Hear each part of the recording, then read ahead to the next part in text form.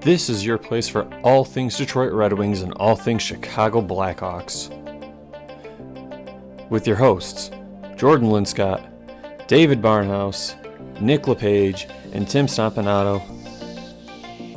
This is the Stick Blade Podcast.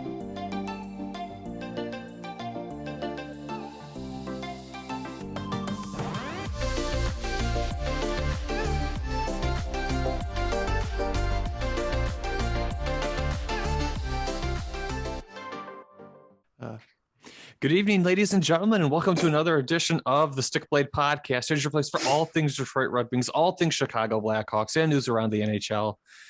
Tonight we have a fairly short episode compared to last week. Last week was a really heavy one, just a lot to talk about. This week, not a ton.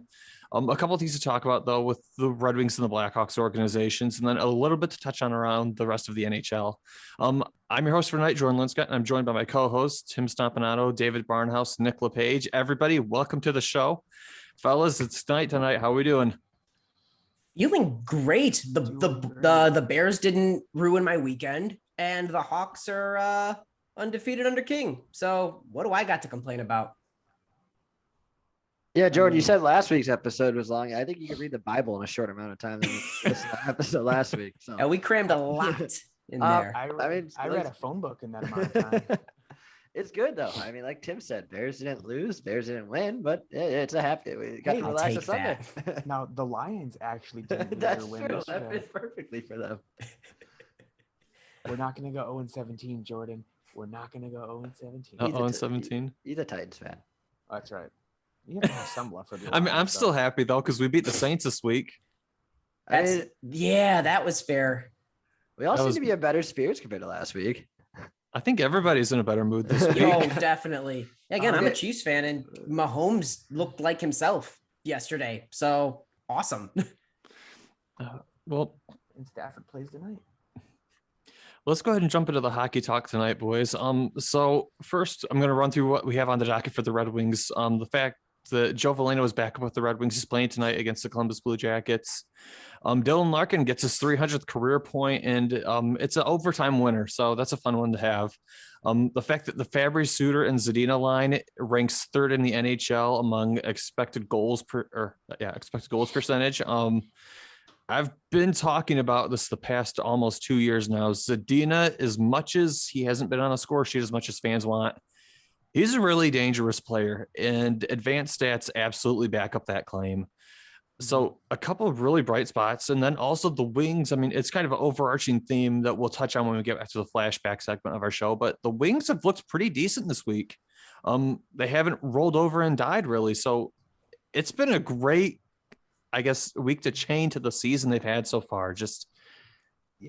This looks like a team that has been revitalized and is staying in almost every single game that they're playing in. So, I mean, the Wings have had a great week. Yeah, to cut in there, before the game started tonight, Chris Osgood and John Keating looked at the first 16 games compared to last season. Last season, we were 4-10-2, and this season we're 8-6-2. So you can see just phenomenal, an incredible difference. Wow. Tim and Nick, walk me through what's going on down in Hawks World. Down in Hawks World, the big thing, we've got a couple of different things going on right now.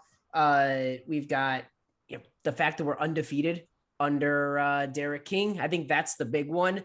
We're definitely going to break down on that. We've got two of our young defensemen, Caleb Jones, who we picked up in the offseason in the Duncan Keith trade, and Wyatt Kalnick are close to returning from injury. Kalnick is playing in Rockford currently, and Caleb Jones is actually coming back from injury. We're looking at some of our Rockford prospects. Speaking of Rockford, with Reichel, Bodan, Mitchell, seeing how they've been progressing down with the Rockford Ice Hogs. And then, of course, talking about some of our Hawks alum, Marian Hossa and Doug Wilson, finally getting inducted into the Hall of Fame, which is incredibly exciting. I mean, like, you guys haven't really had any bad news this week either. I mean, like you said, undefeated in the King era. I will listen. This is the show's not over yet. Yeah. I'm still watching like the ticker go by, being like something's gonna drop. But this week has been okay, and I'll take it. It's the best week the Hawks have had all season. It's the best week Hawks have had in probably like a year and a half. Since July, at least. Yeah, exactly. Well, let's go ahead and just jump into the Wings news first, and then we'll work our way down. So the first piece of Wings news: Joe Veleno is back up with the Detroit Red Wings. Got a call up from the Grand Rapids Griffins this week. I believe it was Rowney got sent down. That's good. Like, I think Ronnie's hurt, isn't he? But either way, Rowney's not in the lineup, and Joe Veleno basically took his place. This made sense. Joe Veleno is the first player in the Red Wings prospect pool who is the closest thing to NHL ready. And you know what? He hasn't looked terrible so far from what I've seen in the game versus Columbus tonight. Like, he wasn't responsible for either of the 2 goals that Columbus has. Mm-hmm. And I mean, it kind of sucks that they're putting him with, I think it's Adam Ernie and Sam Gagne, but it's still NHL reps at the end of the day. Yeah. Any minute helps with his development. That's a legend, Sam Gagne, to you. Well, I was actually going to say, like, that's not the worst people to put him with. Honestly, like, Gagne knows he's not who he used to be, but you're pairing him with a seasoned professional that knows the ins and outs. That's not bad for a kid to have. Mm-hmm. So is this just going to be like a cup of coffee, you guys think? Or is it just, we'll see? It's tough to say because he's playing on the 4th line tonight. So, he's not getting the minutes he should be getting. So I hope that it's just quick call up and let him, gel with the team a little bit and kind of work his way to getting called up later on in the season for a deeper role. I think this is just a quick little up and down, in my opinion, at least. I feel like this job is kind of his to lose, though. Like, I think if Rowney becomes healthy, they're really going to look at, how has Veleno been while Rowney's been out? Because if Joe Veleno has not made, I think a very good impression, I think it's back down to Grand Rapids. But I think if he does make an impression that, hey, I can hang in a bottom 6 role and be productive, I think Detroit might just tell Rowney, okay, sorry, you're going to sit down in Grand Rapids and because this player has taken your spot. I think it's really in Veleno's court at this point. Guess what? He had 2 points in 2 games when he was first called up. Mm-hmm. When him and Stevie Y went on the Magic Joyride, right? I like that, the Magic Joyride. But yes, he had, what was it? He had the goal and then he had the assist. Okay.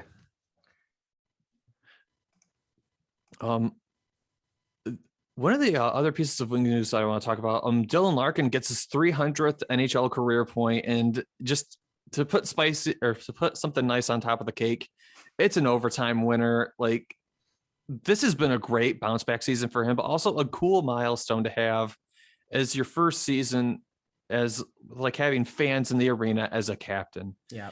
Like, people are like, well, he was captain last season. Okay. Yes, but it's not the same. It's not. No, were they at home for that? Yeah, that was a home game, I think. That's incredible. I mean, to get that 100th goal, that's so exciting to be able to share that, because again, there's a rivalry there, but to take away from that and be an impartial viewer, your fans are incredibly passionate. They love the game, and they, to have the team on an upswing, to have Larkin embodying this new wave of Red Wings hockey, and to get that 100th, any of those milestones right now are going to just be absolutely thrilling. Mm-hmm.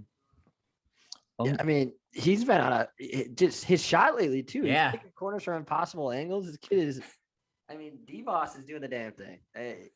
You got to be happy you got to be happy for him. And just he just seems, everybody seems to be revitalized around him. Like, he's bringing an energy to this Red Wings team in general, and I'm sure getting that 300th point also is a little bit of a monkey off the back, and he just continues to do his damn job and lead this scrappy Detroit team in the battle.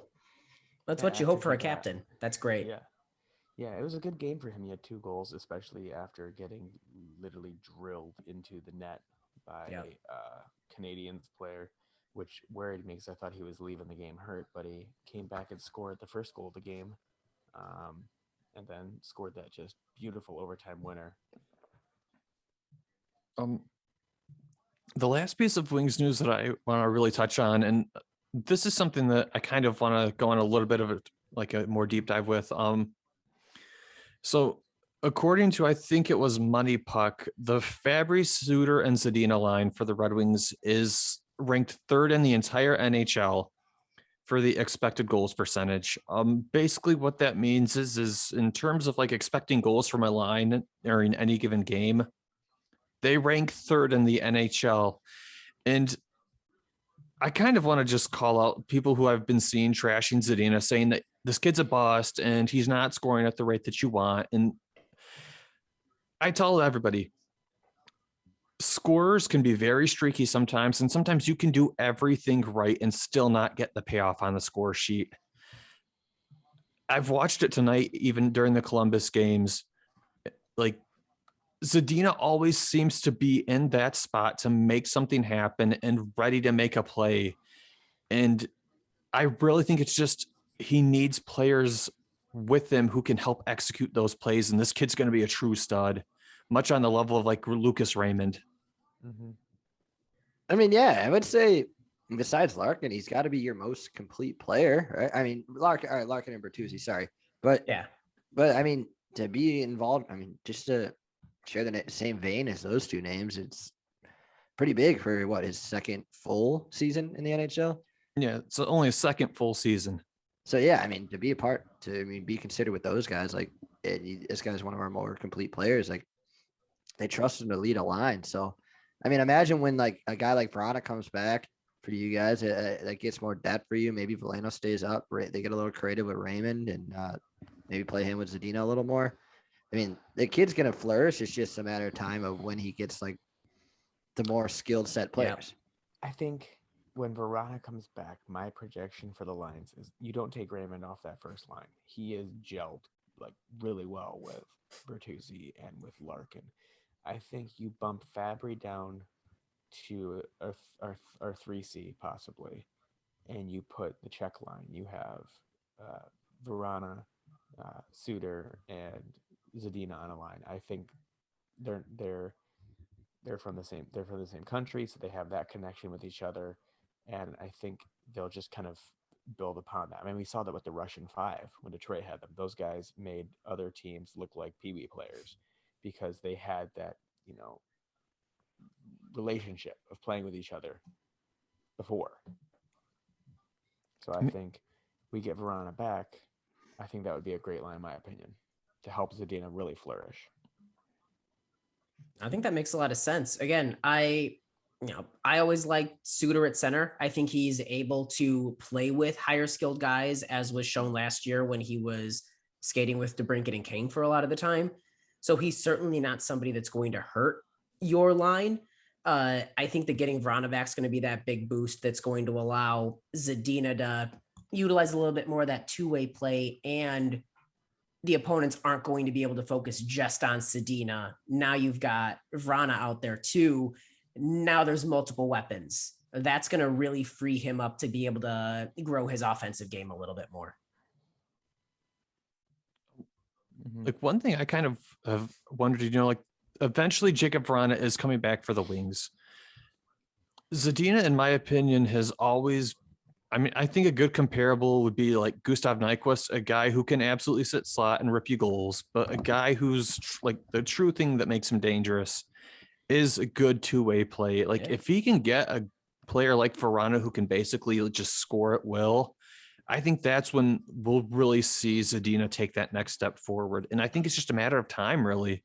I was looking at their stats earlier, like that whole line, even though they have that good of an expected like goals percent, I think they're all shooting underneath their career average for shooting percentage. So it's literally just either things aren't clicking for some reason, like into the net, but like if these players were shooting at career averages, you're looking at probably 2 or 3 goals each, or 2 or 3 more goals for each player.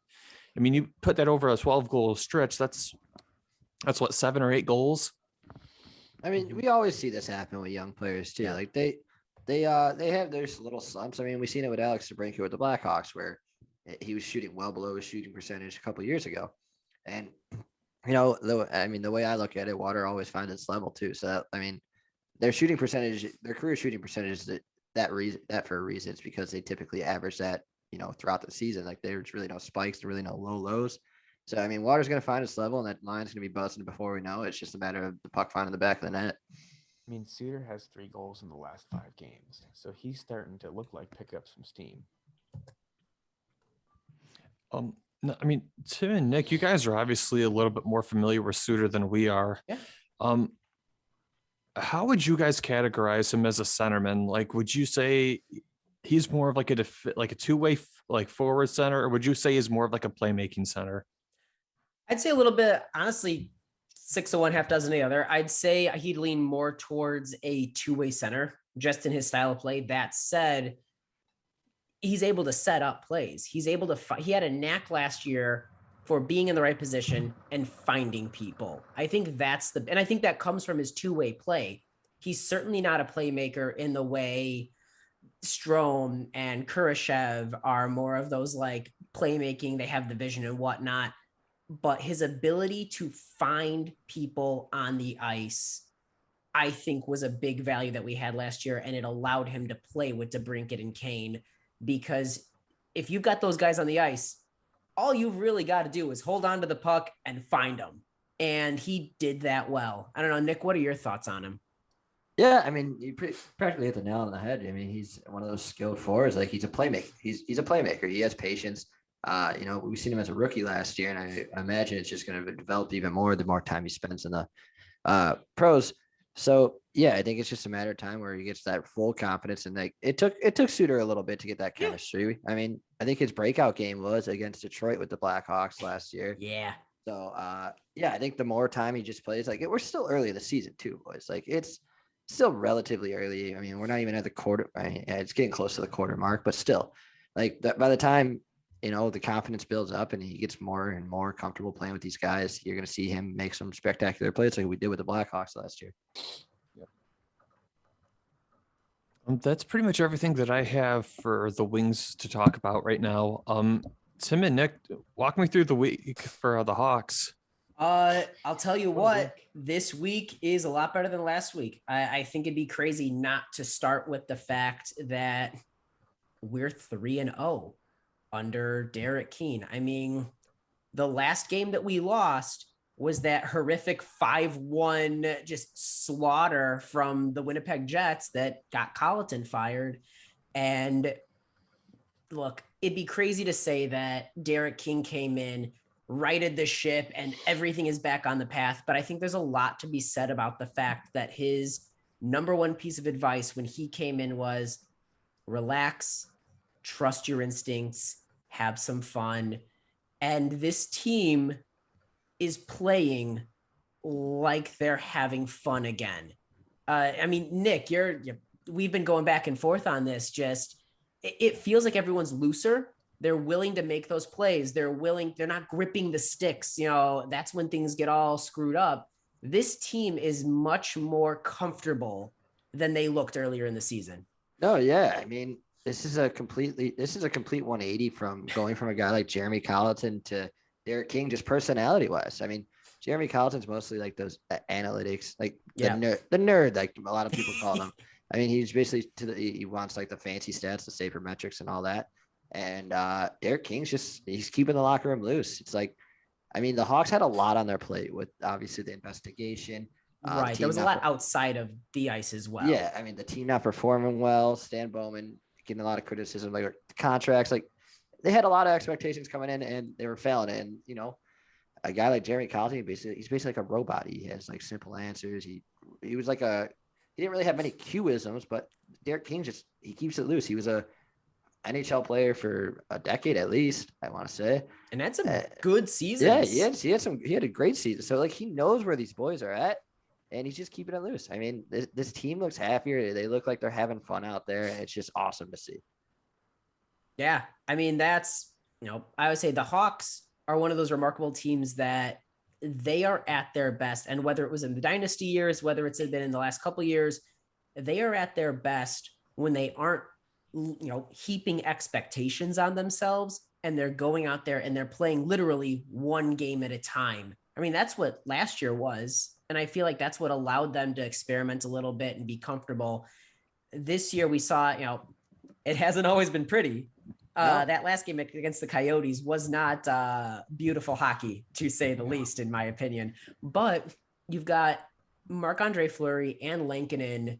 Marc-Andre Fleury, his last couple games has posted like a .95 save percentage. Lankinen's been great. So our goaltending has been on the rise as well. We've had a lot more domination and control of the puck. There's a lot of things we still need to fix, especially on our defensive side. But some of those issues might start to get resolved with a little more stability because we've got Caleb Jones potentially returning soon. Yeah, I mean, you guys got like Jesus, stumble over your words much. Yeah, you got Caleb Jones coming here soon. You got Kalanick on basically a rehab stint in Rockford. And I also think, we have this long period. Like the last time the Hawks played was Friday. Right? Yes. Yep. Friday. Yeah, they played Friday. So I think this is kind of like the time period because we don't play till Wednesday that Derek King is going to start implementing more of his play style. Like out with the old system with Jeremy Colleton, this is how we're going to do things now. And I mean, you have a 5-day break going into this West Coast trip. I think this is a good time to like start implementing things, and the boys they're going to, get used to those strategies, and maybe you're going to see some more offensive chances with this. Cause I mean, the offense has not looked fantastic. No, but I mean, they're winning games, and winning ugly is still winning, as we like to say. So yeah, we got reinforcements coming. Our defense is going to look better. I think Eric Gustafson is going to be gone soon. He has to be. I mean, it's one thing if you want to keep him as your 7th defenseman because it doesn't matter if he's playing or not. But definitely, again, Caleb Jones has been out with a left wrist strain since the preseason. And it's a shame because he was looking really good. Like, I was not super high on him. I was thrilled that we were able to trade Keith without retraining salary, but I didn't really look at Caleb Jones as, oh, thank God we got him. But the preseason got me really hyped up for Caleb Jones. And I'm very excited for him to come back and get his chance to crack into the lineup. He says he's feeling good. He's eyeing a return. I think he's very excited just from what I've been reading when we play Edmonton. He really wants to be in that Edmonton game, which can you blame him? No way. But they're taking it. They're playing it by ear. Again, player safety is more important than anything else. Kalanick has looked great in his return in Rockford. He scored a goal in like his first game back. I mean, that's the thing with him. His offense is NHL ready. My big question is he just a younger Gustafson? Because I know that's been some of his comparisons, but if he can tighten up, if he can take that next step this year in his defensive play, I'm very excited for him as like a second power play quarterback, bringing him up into the lineup, getting rid of Gustafson. I'm also excited. I know King's talked a little bit about implementing more of a 1-2-2 structure, tightening up that neutral zone play, which I think is going to help if it's implemented right. And if everyone's on the same page with it, should keep us out of our zone more and help tighten up that defensive play and help get the offense going in general. And getting a guy like Kalanick back, and even a guy like Caleb Jones, who has that two-way with a little more offensive consistency, that's going to be huge for us. Because right now, a lot of what we're leaning on is a irresponsible Gustafson, and then Murphy and McCabe are really defensive defensemen. So you've really had Seth Jones driving play, and he's it. Yeah.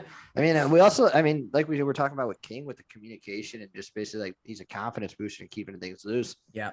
A guy like Jonathan Toews, obviously, he's frustrated with not putting the puck in the back of the net. For him. But he's playing great hockey, and it's just not showing in the score sheet.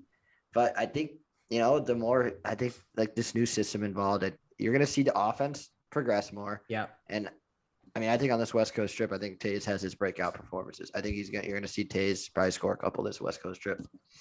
It would not surprise me. He has looked better and better. His faceoffs are phenomenal this year. Yeah. He's like third. He's like either third or something like that in the league in faceoff wins. And it's a thing of beauty, frankly. He's doing everything right.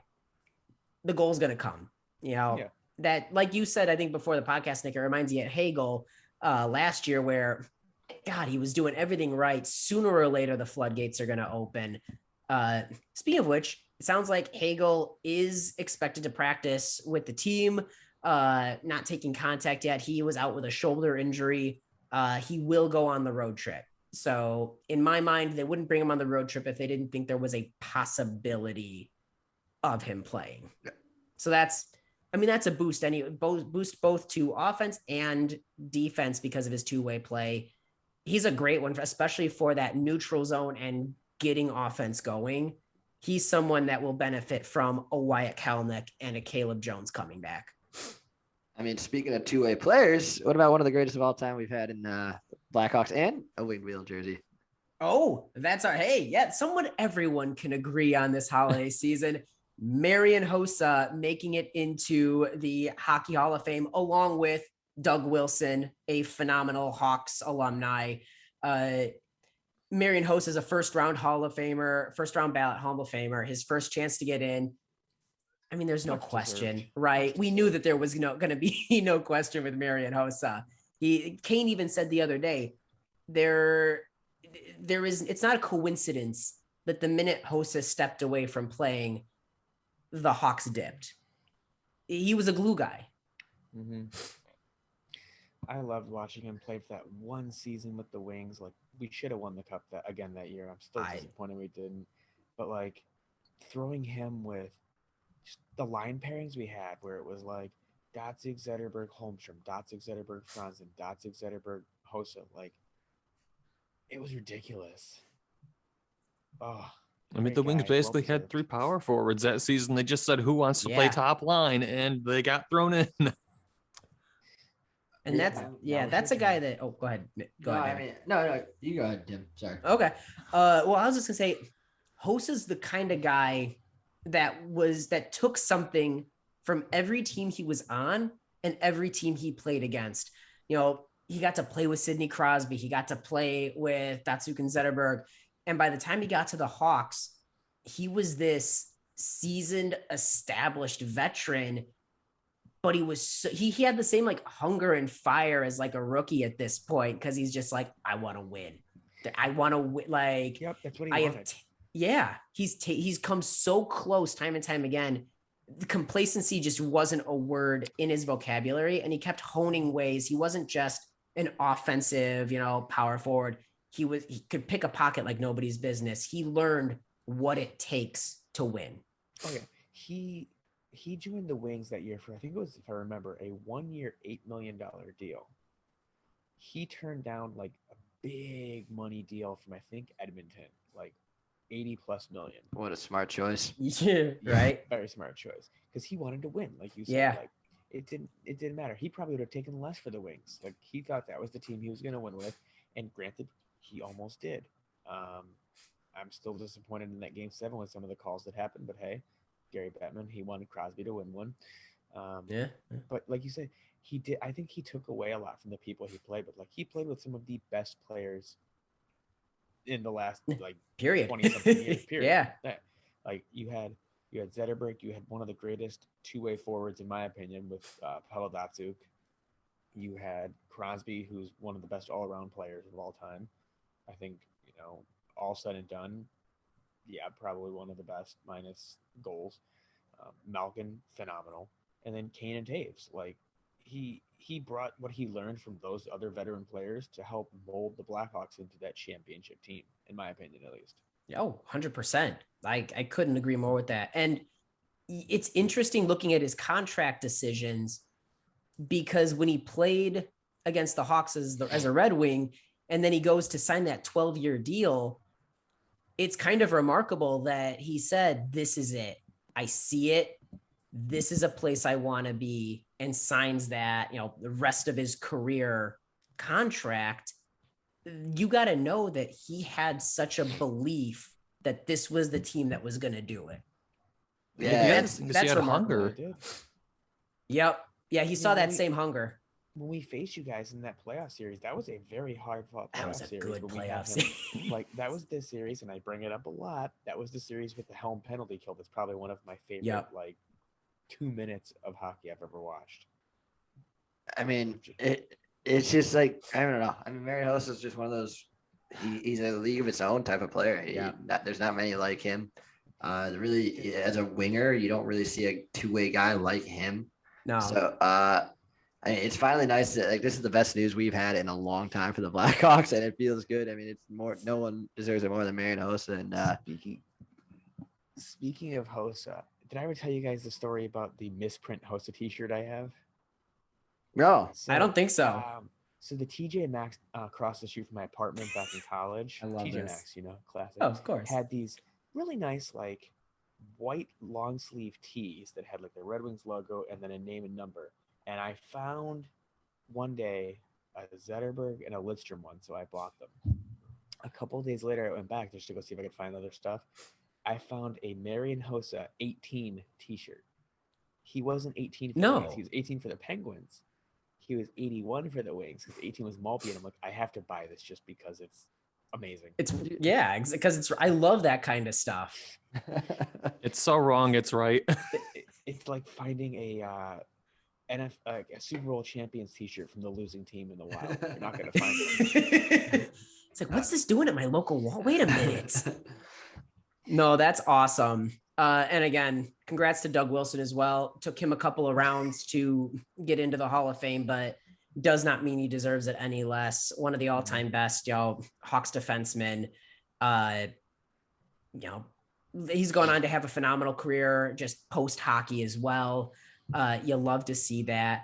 And it's interesting, we're celebrating these alumni, these past Hawks, but something else that we've got to look forward to and we've been talking about is our future Hawks. Some of the guys on the Rockford Ice Hogs right now that are really tearing it up down there in Rockford.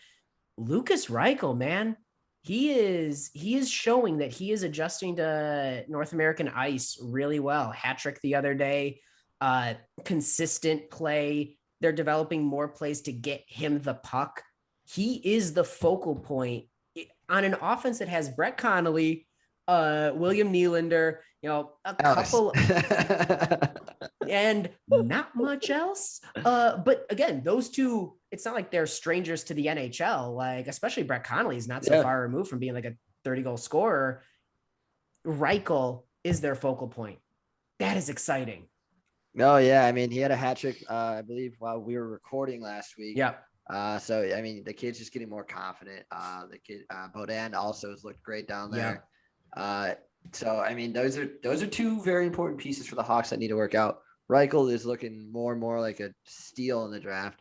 I think it's just at the point where it's the Hawks are waiting for someone to get injured in the top 6 for him to get the call up, because we've seen obviously Reese Johnson bounce back and forth, a couple other guys bounce back and forth from Rockford. I think they want, if they're going to call up Reichel, it's to play top 6 minutes.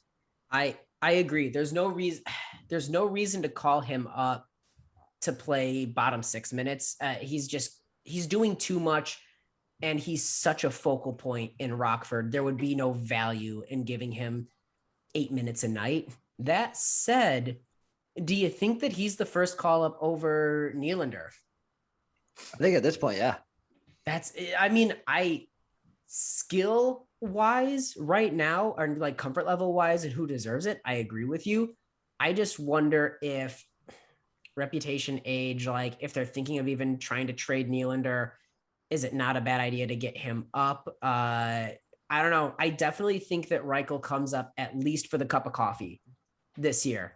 I don't know if I want to have him up the whole year. I'd just rather have him playing and leaned and relied upon, much like I don't think that Beaudin and Mitchell should come up this year.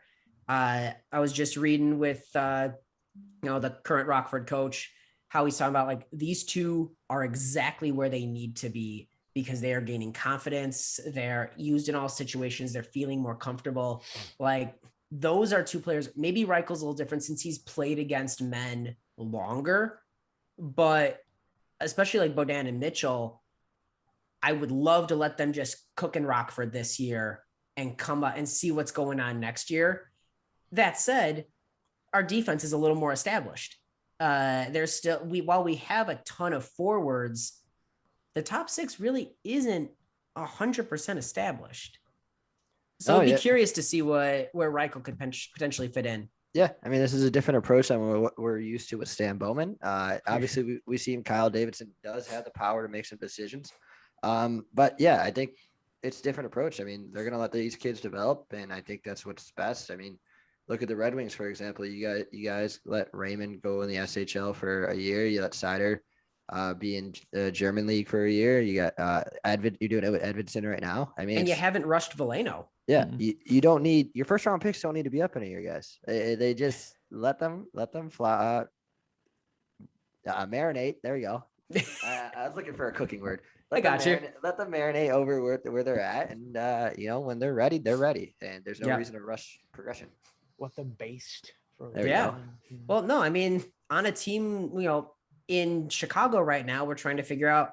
Okay, Strome, Gaudette, Borgstrom, Kurashev. How do all these guys fit in with guys who have much bigger contracts and a little more established reputations? How do we juggle all this? We don't want so-and-so playing fourth line minutes. Reichel might be in the best situation out of all of them because there is no question. You're it. We're going to get you the puck, figure it out. Your zone. Yeah. Keep doing what you're doing. We're going to keep building around you, keep growing. He doesn't have to worry about each game. Whereas I feel like those the rest of them up there that all play sort of a similar game, it's like, oh God, am I in? But look at Strome's comfort under King versus his comfort under Colleton. He's able to relax. He doesn't have to worry about, he talked the other game about how, he took a dumb penalty and then King put him back out there and he scored a goal. Like, Colleton would have had him like hanging from the rafters. Yeah. And again, it's the same knock I had on Q at times where I'd be like, I don't know why you're just doing this.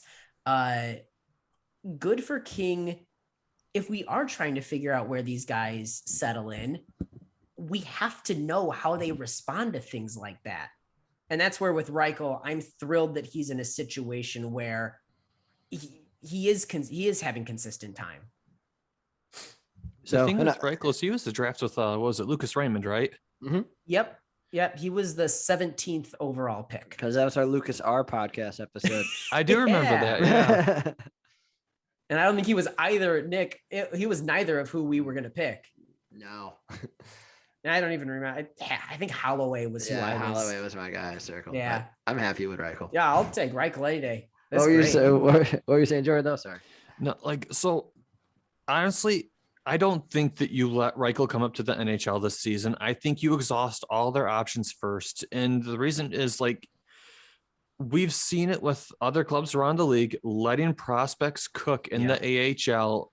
It does a world of good. I mean, you kind of look at some of these other players that get drafted in the upper half of the draft, right? And these teams try forcing them to the NHL early and it blows up because it makes confidence issues. Ready. You're putting players in positions that they don't realistically know how to handle and can't hang at that pace yet. The Hawks, I know you guys just went out and made a bunch of win now moves, but rushing Reichel to the NHL is not the answer to any of your problems. I agree. Sucks because I want to see what Reichel can do, but I'm more excited to see what he can do at the right time. And that's the thing. If you don't call him up this year and you let guys go at the end of the season, do it free agency stuff. Yep. He shows up to camp. He's hungry for the spot. He competes harder. And then at that point, he'll really show you if he's better than all the other players in front of him. We'll see what happens. I mean, we'll see what happens when Tyler Johnson comes back, how the roster shakes out anyway. There's so many roster questions right now. I agree with you, but it's nice to actually have good news and exciting things to pay attention to in Rockford. Cause like you said, we've been rushing prospects over the last couple of years. We've been trading prospects. Rockford sort of got depleted. And I feel like we're starting to see that build up again. So it's nice to have an AHL team that's worth paying attention to. Another news, Hawks are back. Hawks are back. We're playoff bound, baby. Let's go. Hawkeye said it. What's going on? What else is going on around the league? Yeah, that covers the Hawks and the Wings, but so my neck of the woods, where I currently reside in the Yes. DC area, Alex Ovechkin has jumped ahead of Brett Hull with his 742nd, I believe it was. It's in the high 700s. Yeah. Yes, career goal. So he has now cemented himself as the number 4 overall, sitting behind Mario Lemieux, Gordie Howe, and then the GOAT, Wayne Gretzky. My question is, guys, does he pass Gretzky? Yeah, no doubt. Yeah, I think he can. He's shown no signs of slowing down. The problem is, so he signed a 5-year deal at the beginning of the year. So we're all pretty much assured that that's his final deal. Like, he's Yeah. going to be a lot older. Let me look. What's he going to be in like his mid to late 30s at that point? I know he'll be mid, like 43. Will he God, really be 43? Because I think he's 35 now. Oh wait, he might be 40. I mean, I think he's got. I Hold mean, on. what? He's at Ovechkin's 742. born in 85. He was born in 85. So he's 36. No, I'm sorry. Not Mario Lemieux. What am I thinking? Jaromir Jagr. Huh? Jagger's 3rd overall. Oh, okay. Yeah. I don't know But, about Lemieux. I mean, there's no reason that his style of play shouldn't continue to translate. So he is 24 goals behind Jagr. He'll pass that. He'll pass Yager. Gordie Howe sitting at 801, which means he's, That's like 2 more seasons away, I think. if he But keeps again- up the pace that he's at, he could slow down. He could get Right. injured. But And Wayne Gretzky's at 894. all right. So here's what I'm. All right. So Ovi's at 142. So he's 152 away, or 742. Sorry, he's 152 goals away. He's probably on. I think he's on pace for a 45 goal season this season. I mean, he could also explode for even more. I think it's quite obvious he's going to hit 30 at least this year, So he would have to hit 30 goals every season for his 5-year which I deal. think it's easily possible. And even if he doesn't do that, like if he regresses, if there's a regression season, I don't see why he just doesn't continue to sign 1-year deals. Like he has the capability of just sitting in his. He is the most dangerous shot in the league. You know, when he's Yeah. just standing there all casually, He's that is the scariest pose in the and NHL. he scores from like the same spot all the time. And nobody's been able to answer it. No, Like, he's that's just the like- ridiculous thing. He's just breaking let him do Gretzky's it. record. He's He's breaking just it. gonna let him do it. I think at the very least, this is the closest we will come. He's gonna hit 900. I hope so.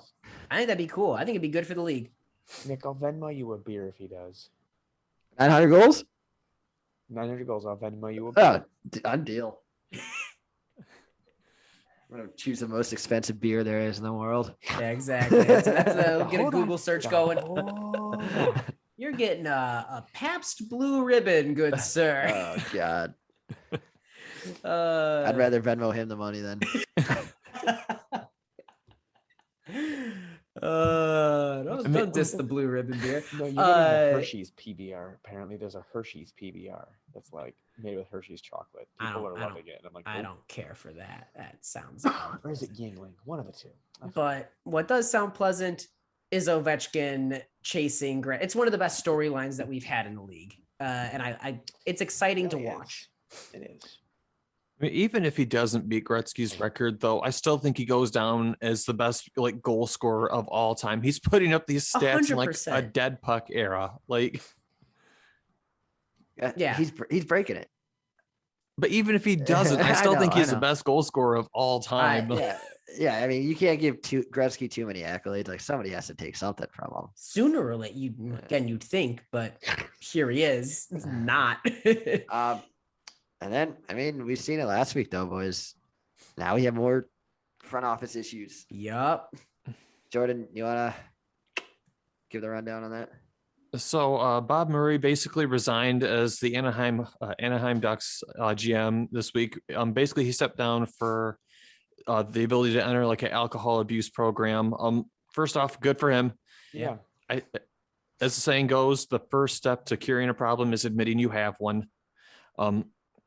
And you know what? Honestly, this isn't a move where like it's going to ruin what the Ducks have going on this season. Like, as far as I remember, like the Ducks are still sitting in like a rebuild spot. So it's not like all of a sudden they lost this GM that was like finishing a rebuild for them. Like, good on Murray for taking, personal life more serious than his career.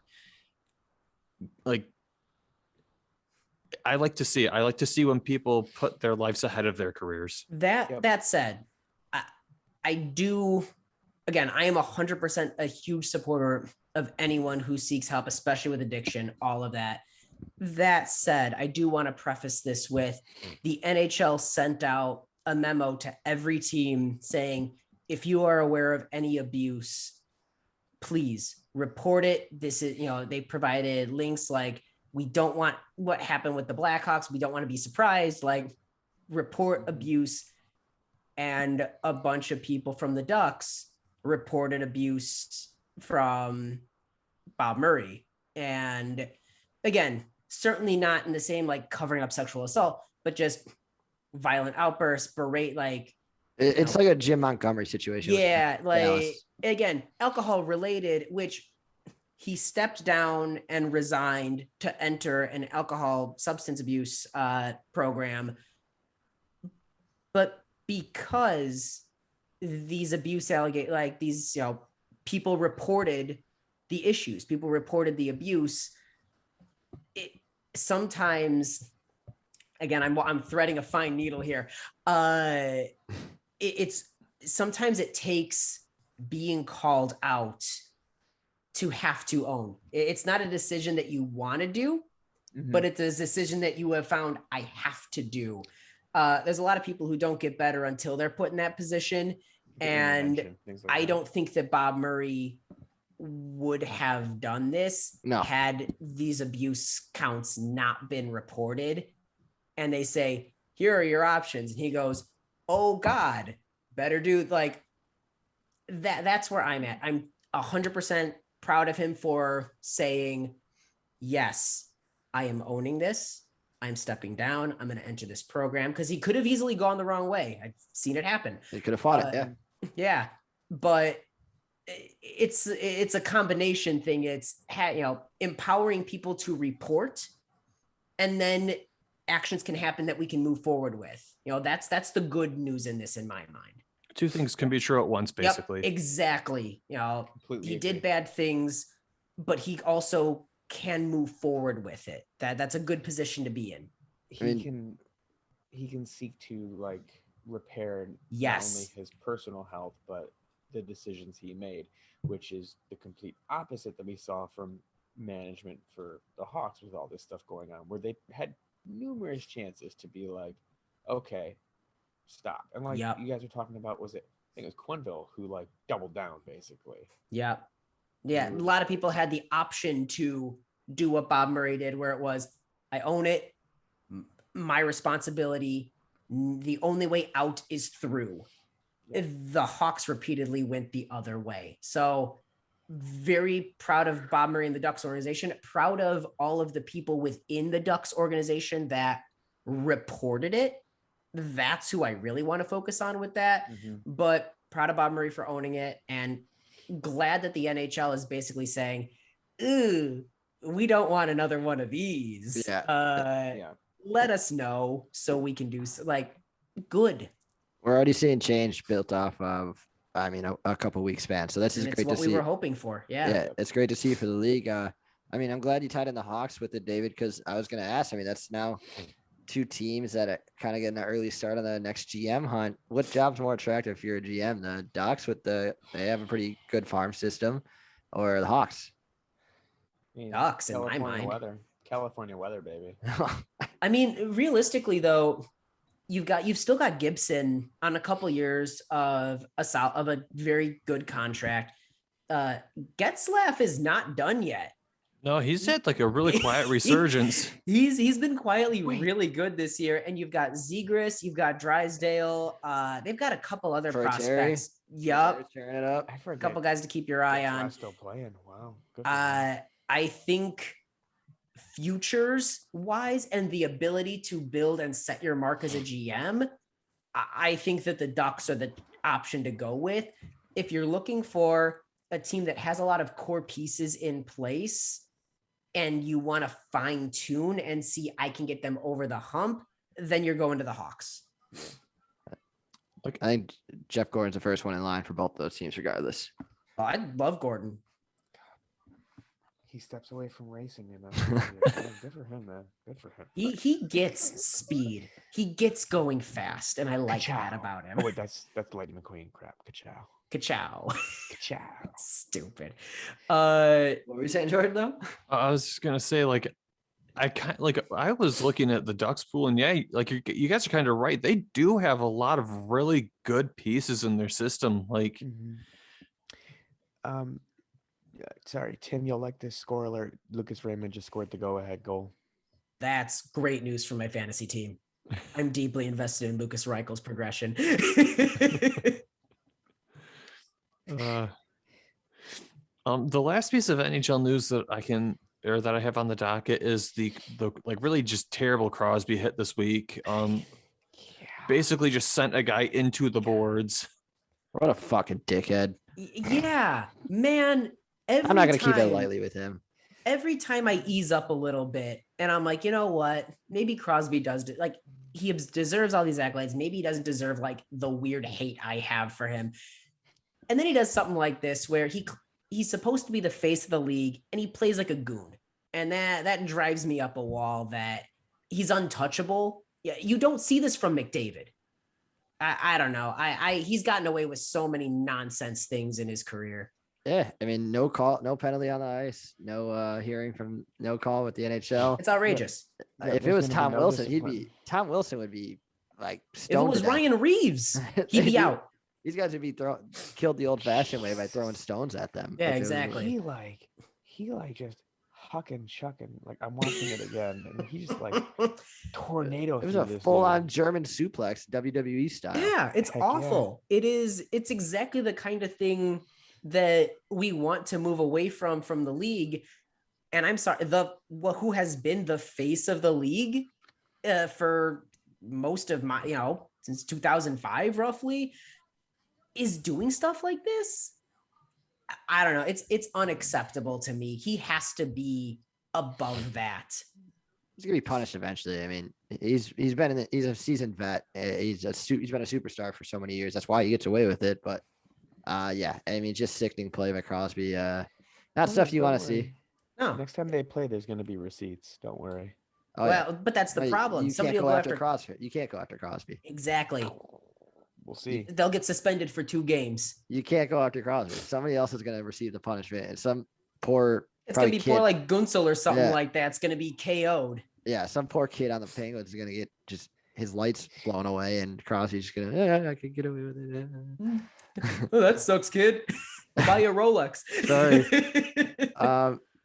One more piece of news, Jordan. We had our first actual COVID outbreak in the NHL this year. Yeah, not just a couple guys on protocol. It's we got 3 games postponed with the Ottawa Senators. I know it's a team we usually shit on throughout the history of this podcast. But they've been okay this year. But I mean, scary. I mean, not Yeah, I scary. hate it. It's just concerning. Obviously we thought, fans back in the building, it feels like a normal season, but here we are again. I mean, we've seen some postponements last year, and this is the first one this year, and hopefully, let's just hope it's not a trend. I mean, what is it? They had 10. What was it? 10 guys. Yep. It was reaching double digits with including coaching staff. Jesus. It's concerning. I mean, we seen it with the Stars last year. They had that horrific start because of that. Now this is 3 games. They're off until the 20th, I believe. After the 20th, I believe. So, yeah. I mean, the only positive I can take from it is that last year, Buffalo, by now, Buffalo was out for a series. Dallas had their thing. We had a couple other teams that were like, yikes, we're like postponed for a couple games. Wasn't Dallas postponed for like a week or so? Well, Yeah. they were postponed for like a week, and then like they had been postponed for a while, and then that horrible ice storm hit Texas, and they continued to be postponed. Like they had gotten hit by a couple different things, but They should have gone and played in, Cancun like their senator. topical. But again, in a league where it's like 99% vaccinated, it is a good reminder that the vaccine protects you from the severity, but those breakout cases still exist, and we still got to be careful. And again, the one thing else, again, it's not like the teams that they've played have had to completely shut down like we were seeing last year. And so that is a huge step in the right direction.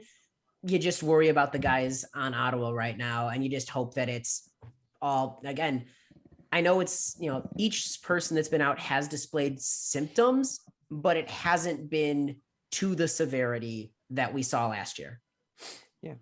Like, even if you're vaccinated, it can still mess with your body. Like, oh God, immensely. Yeah. Before the season started in the Premier League, an Everton player who was like an amazing young defender who could chase down everybody got COVID. Yeah. And he just hasn't been the same since this season started.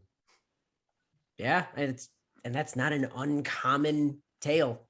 So you just hope everybody's okay at the end of the day. And you hope that this is some weird one-off, and luckily we haven't seen more of it. Yeah. We can move on to the next part of our show, and this is we call it the flashback and the flash forward. Basically, in this segment, we talk about the week that was and the week that's coming up for both the Blackhawks and the Red Wings. Update: the Columbus Blue Jackets just tied it up with the Wings. It's 3-3 right now. Jesus, they will not give you an inch. Yeah, 4 minutes left at the end of the period. We started with the Wings news this week. Let's go ahead and just start with them for the flashback segment. They had 3 games this week. They had a game versus the Edmonton Oilers, the Washington Capitals, and the Montreal Canadiens. The Edmonton Oilers game, they won 4-2. The Capitals game was a 2-0 loss. And then the Canadiens was a 3-2 win in overtime. The one where Dylan Larkin got his 300th point, which was the overtime winner. I was impressed overall with what I saw this week from Detroit. They absolutely hung with Edmonton throughout the whole game. I mean, the Capitals, I'll admit, I think they just sort of came out a little bit flat. They didn't, I feel like, put their foot on the gas like they could have. Montreal, I thought they looked okay. I mean, with Edmonton, like you were saying, like we hung out with them. Like, we held McDavid to a goal. I don't think Draisaitl, was he on the score sheet? I don't think he might have gotten an assist. But like, we looked great against an 8-1 team or 9-1 team, something like that. Caps, I watched the game. I have Caps friends because I live in this area. I was disappointed in that game. We were playing against a goalie who was getting his first career start. We should have been really pushing the offense, and we just could not get our offense going. And they scored 2 goals within like 10 seconds, and that just was a dagger to the back for us. But then, Montreal, great game to watch. Larkin gets 2 goals, one of them being the game winner in overtime. They got him a 300 point. We're still currently in this week right now, and the team hasn't looked bad. Like, I know we're tied right now with Columbus, but they've looked really good. I'm hoping they can finish it out with a W here. I mean, like, the Edmonton game, I think that's the important one to focus on, because I think Edmonton is a playoff team. I think they are really going to be a competitor again this year. They've looked great all season, and I think they picked up Keith this offseason, which I don't know if I view that as necessarily an improvement on the actual roster. Like, they didn't make a substantial moves, but I do think they have almost everybody from that playoff, run that they had, or that playoff roster they had last year. And let's not forget, last year in the playoffs, all the games that they lost, I think, were 1-goal games or overtime losses. So Edmonton's not far from being like a second round deep playoff team, and Detroit hung with them just fine. Yeah. I don't think any of us expected that to happen. I think we all picked Edmonton to, just beat us up, and we beat them up. So get them.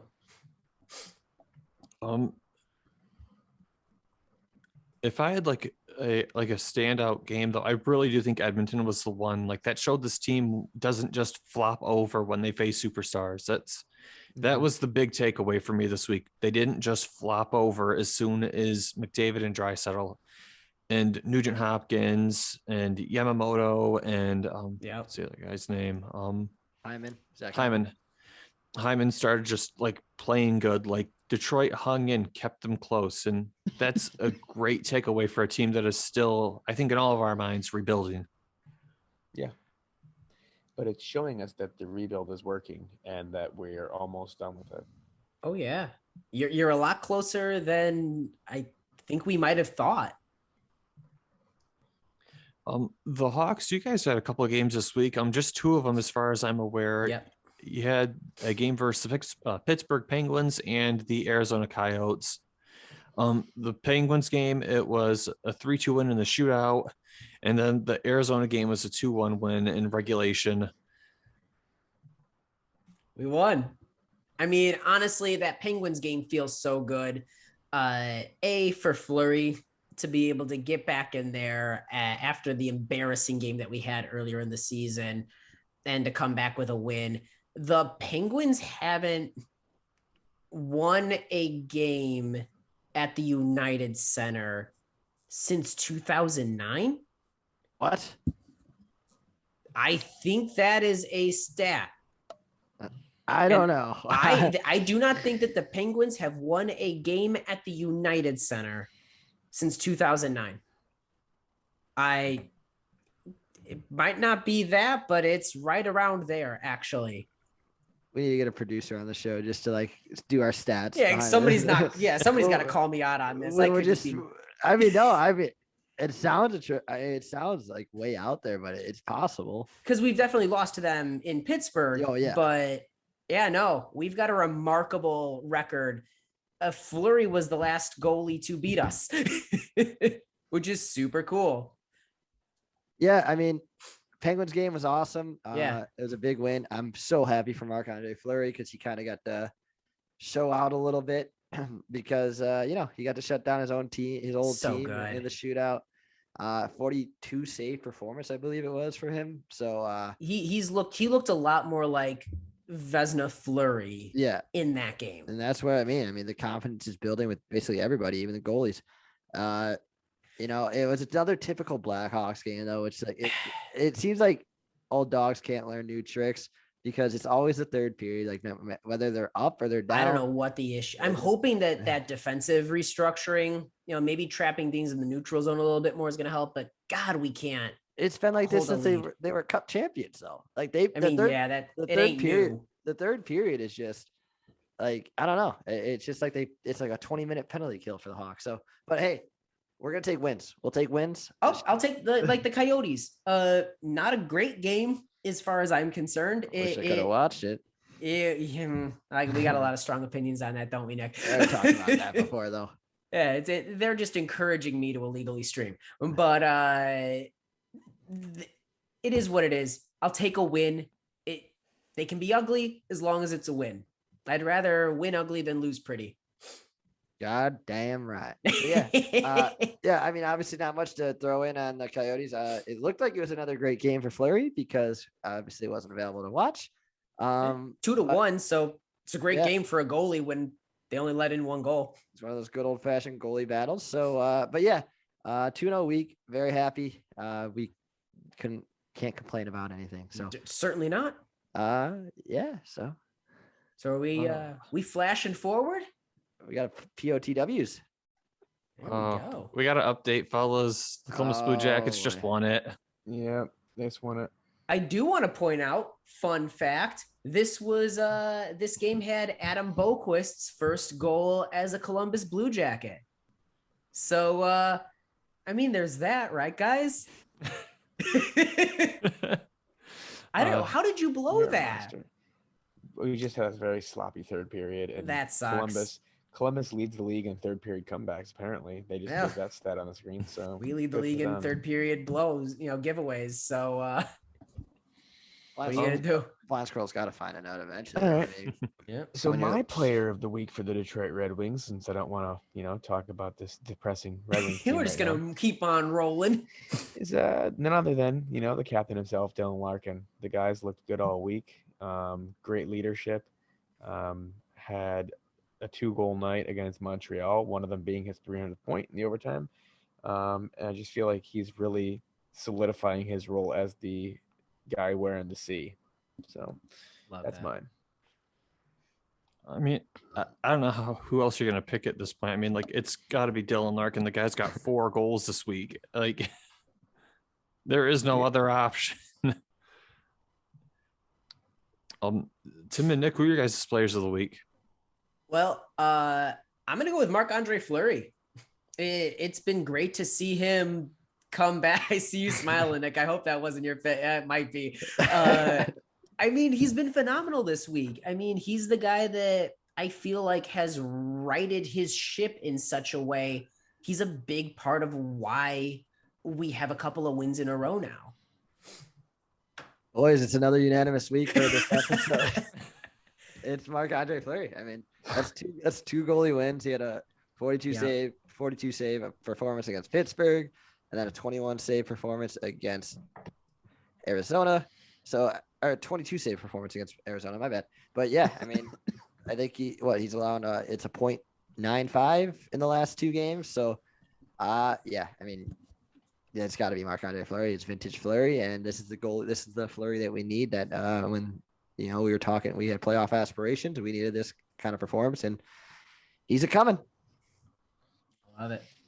We'll go ahead and move to the flash forward now. Basically, for anyone who's not familiar with the segment, basically we talk about the week that's coming up for both the Wings and the Hawks. We started with the Wings, so we'll go ahead and just start with them again. The Wings' upcoming schedule, they have a game against the Dallas Stars on, Tuesday? Tomorrow. They play against the Vegas Golden Knights on Thursday, and then they play against the Arizona Coyotes on Saturday. The Dallas game, I think, is winnable. The Vegas game, I think that we're losing. I think Vegas is going to be hungry, and it's weird because I'm trying to remember. They traded who was it? Alex Tuck in the Eichel trade. So in theory, they got worse, but I don't know. It's Vegas. Vegas just seems to be able to pull wins out of nowhere. Mm-hmm. The Coyotes, I think Coyotes is absolutely a win. Like, I don't understand how we lose that game with how we've been playing recently. Yeah, I think Coyotes fans don't understand how they win that game either. So it's a pretty unanimous. They're not trying to win. So. Yeah, they're not hoping for anything right now, frankly. Jordan, I think we're on the same page with that. I think Dallas is a winnable game. I think Vegas, in my opinion, with the way this team's been playing, like we beat Edmonton, it's a winnable game. But I think Vegas pulls it out against us, and then Arizona. I mean. Can we switch the dumpster fire from Buffalo now to Arizona? They equally share it. They share the same. Can they just connect their dumpsters and just light them each other? It's a mansion. But Buffalo's just hiding it. It's like one of those fires that you think you've put out, but there's a couple of smoldering coals that ends up burning down the house. That's where Buffalo's at right now. That's the cigarette that you thought you put out that you threw on the carpet, and it catches the drapes. It's took a quick nap, and here we go again, boys. Oh God. That's vivid, and I love it. So yeah. Hawks. Nick, I think we've got a winnable week. We've got Wednesday against the Kraken. We've got Saturday against the Edmonton Oilers and Sunday against the Vancouver Canucks. I think that we can win against both the Kraken and the Canucks have been bad. Yeah, very bad. They have too many good players for that team to be so bad, and yet they're not good. I think we take the Oilers to overtime. I think we lose in overtime, but I think we take them to overtime. It's bold. That's bold. Yeah, I got to win in Seattle. Edmonton, I'm going to chalk up as a loss. I just think, I don't know. Unless our offense vastly improves, who knows? I mean, we could see it. But yeah, I don't think we really can handle Edmonton because they're the best team in the league right now. That said, we don't have David Kampf anymore, but we used to shut them down. Yeah. So we could. I mean, who knows? But I think Edmonton takes that one. And then I'm also on board. I think Vancouver is struggling mightily, especially for the talent they have on paper, kind of like us. But yeah, I think we could take Vancouver. So hopefully this is, the resurgence. And I think I said it earlier. I think we're going to see a big week out of Jonathan Toews. That's my bold prediction. I love it. All right. I think that's everything I have on the docket for this week's show, unless anybody has something else to add. I got shorter because this chair keeps falling, but Well, with that being said, then that's going to go ahead and wrap it up for our show. We don't have anything else on the schedule for tonight, so we'll go ahead and wrap this one up. For anybody who has tuned into tonight's show, we appreciate you guys tuning in. At the end of the day, this is a podcast. It's by fans for fans, so we just enjoy putting it out here for you guys to really listen to and watch. What's up, Tim? Real quick, I just did some Googling. Yes, the last win that the Pittsburgh Penguins had against the Chicago Blackhawks at the United Center was 2009, 5 weeks into Barack Obama's presidency. That's it. They have not won a game at the United Center since. I'm not crazy. It's all because Obama got elected. Yeah, it's a weird stat, and I don't know why it was in my Thanks, head. Obama. But it's a great stat. Thanks, Obama. So there you go. Just wanted to, I did my research. But anyway, for anybody who's tuning in or still tuning into the show, really, we appreciate you guys tuning in and just checking out the show. At the end of the day, like I said, it's a podcast by fans for fans. We enjoy doing it and we enjoy sharing it with you guys. Every once in a great while, one of you guys sends us like a question or like a topic or something to talk about, and it kind of is fun. Like it's a fun discussion for us. With that being said, if you do have any sort of like questions, comments, critiques, feedback, stuff like that, there are plenty of ways to get it to us and just sort of get in touch with the show and follow us. We're on SoundCloud. The SoundCloud is Stickblade Podcast. You can find us on Twitter at Stickblade Pod. You can find us on Facebook or on YouTube or on Apple Podcasts. Whatever your podcast, form is, we're probably on there. So feel free to check us out. Give us a like, follow, to share all the good social media currencies because they help us out a lot. But again, for your host tonight, Jordan Scott, and for my hosts, David Barnhouse, Nicola Page, and Tim Stompanato, this has been another edition of the Stickblade Podcast. You all take care and stay safe. We'll catch you guys back next week.